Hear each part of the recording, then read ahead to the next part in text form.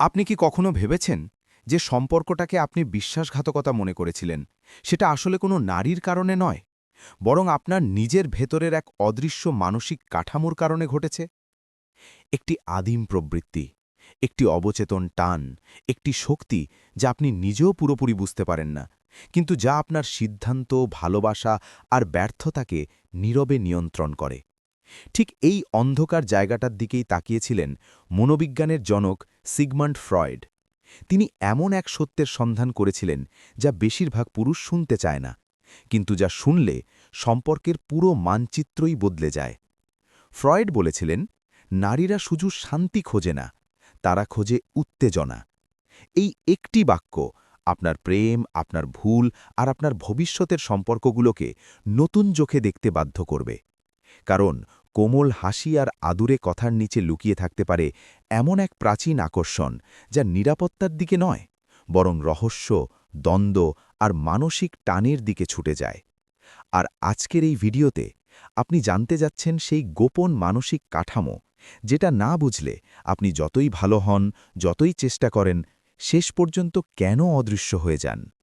Part 1, পুরুষরা যেটা ভুল বোঝে আর ফ্রয়েড যেটা আগেই দেখেছিলেন।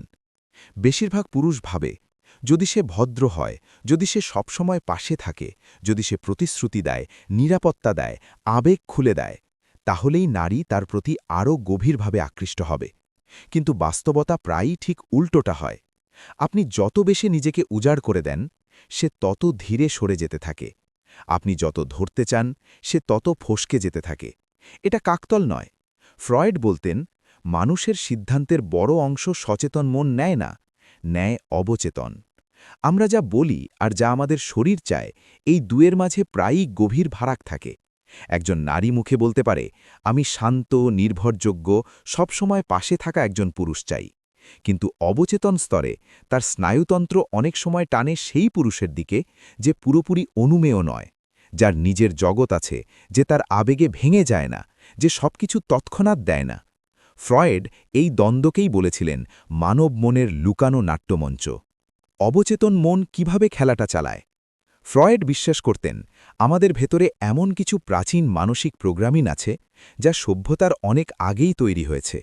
এই প্রোগ্রামগুলো জন্ম নিয়েছে বেঁচে থাকার লড়াই থেকে, প্রতিযোগিতা থেকে, অনিশ্চয়তা থেকে। আর সেই কারণেই সম্পূর্ণ নিরাপত্তা অনেক সময় আকর্ষণ কমিয়ে দেয়। কারণ নিরাপত্তা মানে ঝুঁকি নেই, চ্যালেঞ্জ নেই, উত্তেজনা নেই। আর উত্তেজনা ছাড়া আকর্ষণ দীর্ঘদিন বাঁচে না। এইখানেই বেশিরভাগ পুরুষ ধরা খায়। সে ভাবে ভালোবাসা মানেই সব দেওয়া, কিন্তু অবচেতন মন ভাবে যার সবকিছু আগেই পাওয়া যায় তার জন্য লড়াই করতে হয় না। আর যেটার জন্য লড়াই নেই সেটার মূল্য ধীরে ধীরে কমে যায়। সে হঠাৎ বদলে গেল? এই প্রশ্নটার আসল উত্তর আপনি হয়তো এটা অনুভব করেছেন। শুরুর দিকে সে আগ্রহী ছিল, নিজে থেকে কথা বলতো, সময় চাইত। তারপর ধীরে ধীরে রিপ্লাই দেরি হতে লাগল, কথায় ঠান্ডা ঢুকে গেল, ব্যস্ততার অজুহাত বাড়তে লাগল। আর আপনি ভাবলেন, কি ভুল করলাম? আমি কি যথেষ্ট ছিলাম না? ফ্রয়েড বলতেন, অনেক সময় সমস্যা আপনার ভালো হওয়ায় নয়, সমস্যা হয় যখন আপনি নিজের কেন্দ্র হারান, যখন আপনার পুরো মানসিক ভারসাম্য তার আচরণের উপর নির্ভর করতে শুরু করে, যখন সে একটু দূরে গেলেই আপনি কেঁপে ওঠেন। তখন অবচেতন স্তরে একটি সংকেত যায়, এই পুরুষ নিজের নিয়ন্ত্রণে নেই। আর অবচেতন মন এমন পুরুষের প্রতি দীর্ঘদিন উত্তেজনা ধরে রাখতে পারে না। কেন খারাপ ছেলে আকর্ষণী লাগে? অনেকেই বলে, ভালো ছেলেদের কেউ চায় না। আসলে এটা পুরো সত্য নয়। নারী ভালো ব্যবহার অপছন্দ করে না, সে অপছন্দ করে সেই পুরুষকে যার জীবনের কেন্দ্র সে নিজে হয়ে যায়, যে নিজের লক্ষ্য ভুলে যায়, যে নিজের অবস্থান ছেড়ে দেয়, যে অনুমোদনের জন্য মরিয়া হয়ে ওঠে। আর ঠিক এই জায়গায় খারাপ ছেলে আকর্ষণীয় মনে হয়, কারণ সে সবসময় উপলব্ধ নয়, নিজের নিয়মে চলে, সব ব্যাখ্যা দেয় না, নিজেকে ভাঙে না। এটা নৈতিকতার প্রশ্ন না, এটা স্নায়ুতন্ত্রের প্রতিক্রিয়া। অনিশ্চয়তা মানে উত্তেজনা, উত্তেজনা মানে আকর্ষণ। এই সূত্রটাই ফ্রয়েড ইঙ্গিত করেছিলেন।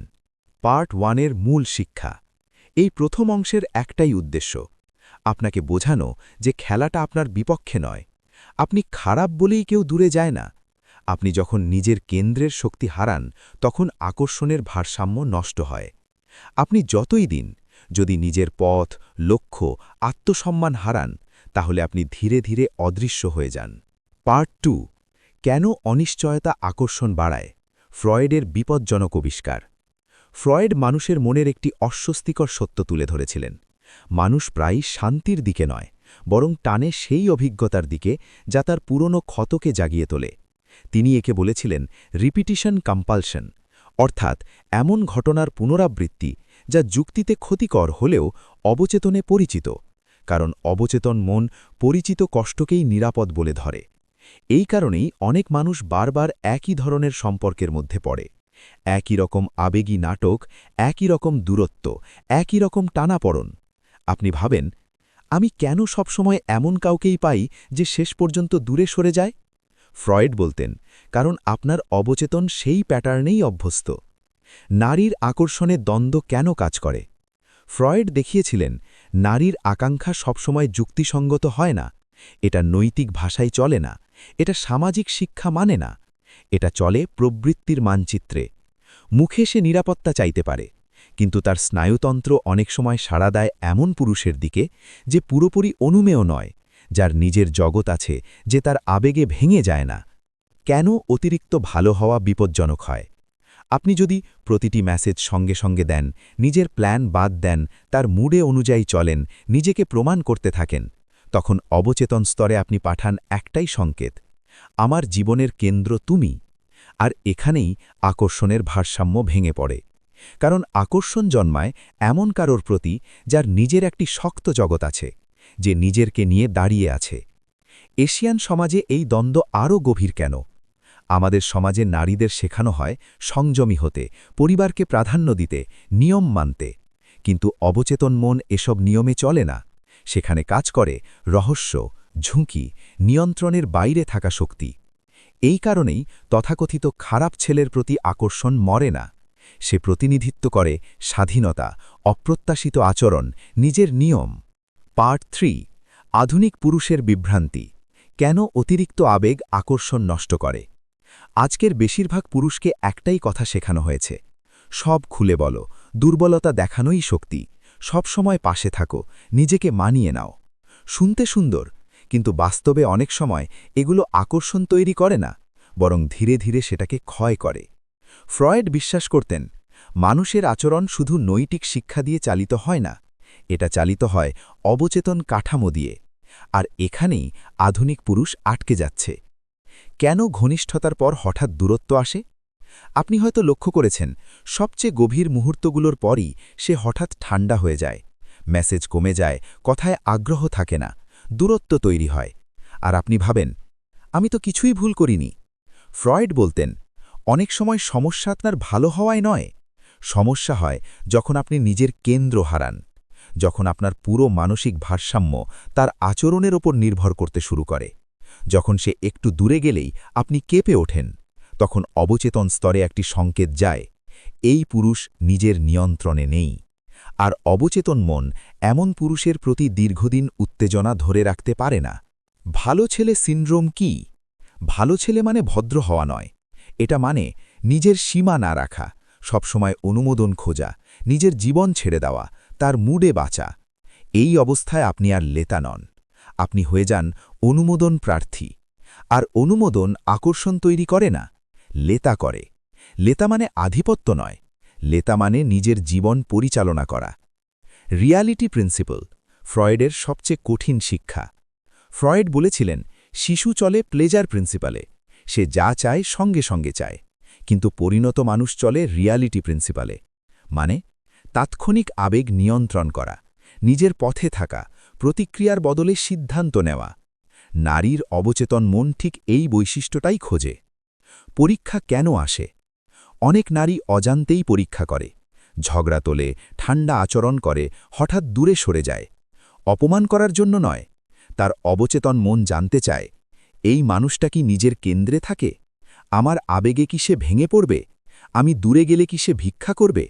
যদি করেন, আকর্ষণ পড়তে থাকে, যদি না করেন, শ্রদ্ধা বাড়ে। পার্ট 5, সাবলিমেশন, কিভাবে একজন পুরুষ নিজের ভেতরের আগুনকে শক্তিতে বদলায়। ফ্রয়েড বিশ্বাস করতেন, একজন মানুষের প্রকৃত শক্তি আসে তার আদিম প্রবৃত্তিকে ধ্বংস করে নয়, বরং তাকে উচ্চতর উদ্দেশ্যে রূপান্তর করে। তিনি একে বলেছিলেন সাবলিমেশন, মানে রাগকে বদলে দেওয়া শৃঙ্খলায়, লালসাকে বদলে দেওয়া সাধনায়, হতাশাকে বদলে দেওয়া নির্মাণে। এই রূপান্তরই একজন পুরুষকে তোলে প্রতিক্রিয়াশীল থেকে স্রষ্টা। প্রতিক্রিয়াশীল পুরুষ বনাম স্রষ্টা পুরুষ। প্রতিক্রিয়াশীল পুরুষ, সে তার আবেগে চলে, সে তার ভয়ে সিদ্ধান্ত নেয়, সে অন্যের আচরণে ভেঙে পড়ে। স্রষ্টা পুরুষ, সে নিজের ভেতর থেকে দিক নির্দেশনা নেয়, সে উত্তেজনা থেকে শক্তি বানায়, সে ব্যর্থতাকে প্রশিক্ষণে বদলায়। নারীর অবচেতন মন ঠিক এই দ্বিতীয় ধরনের পুরুষকেই খোঁজে। অনুমোদনের খোঁজ কেন আপনাকে দুর্বল করে? আপনি যত তার প্রতিক্রিয়া দেখেন, মেসেজের জন্য অপেক্ষা করেন, একটু দূরত্বে আতঙ্কিত হন, নিজেকে ব্যাখ্যা করতে থাকেন, ততই আপনি নিজের